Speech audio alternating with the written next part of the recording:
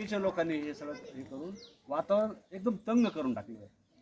पण एवढं तंग वातावरण केलं आहे की एकमेकाला एक चांगली मैत्री असलेले सुद्धा दोन समाजातले मित्र एकमेकाला बोलायला तयार नाही. रुसले तर फुगले तर त्यांचं एकदम ताटातूट झाली सगळी. तर ती जुटावा म्हणून आम्ही घासातला घासो अभियान राबवलं. काही प्रतिष्ठित लोकांमध्ये, मीडियामध्ये आणि त्यांच्यात जाऊन त्यांनाही घास भरवायचा, मायेचा, स्नेहाचा आणि सलोख्याचा घास. तेव्हा आपण एकच आहे, हे हुद्यावरी काय व्हायचं ती. परंतु समाजात कुठलीही दुफळी नाही, दुही नाही. बीडला बिहार म्हटलं जातं. बीडच्या नावानं आता विनाकारांची चुकीची बदनामी चालू आहे. त्याच्यामुळे बीड हे वृंदावन आहे. बीडला दातृत्व आहे, मातृत्व आहे. बीडला बंधुभाव आहे, सलोखा आहे.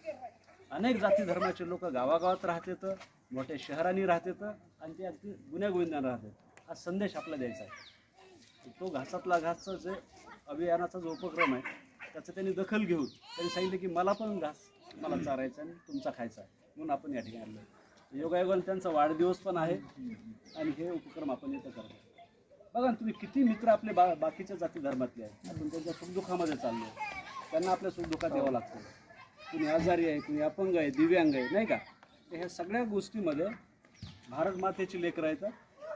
हा जे काही समजा झालेलं आहे ते अतिशय वाईट आहे, वेदनादायी आहे.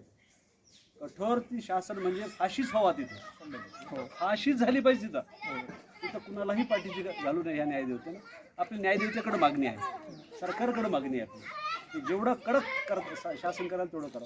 पण त्याच्यामुळे जी काही दुफळी तयार व्हायली, दुही तयार व्हायली, बंधुभाव नष्ट व्हायला लागला, त्याच्यामध्ये आपण जनसामान्यांनी सोबत राहावा आणि हा सलोखा कायम राहावा, याच्यासाठी आमचं अभियान आहे. आपल्या अभियानाचा हा 7वा घास या ठिकाणी चालू आहे. आपण एकत्र करू.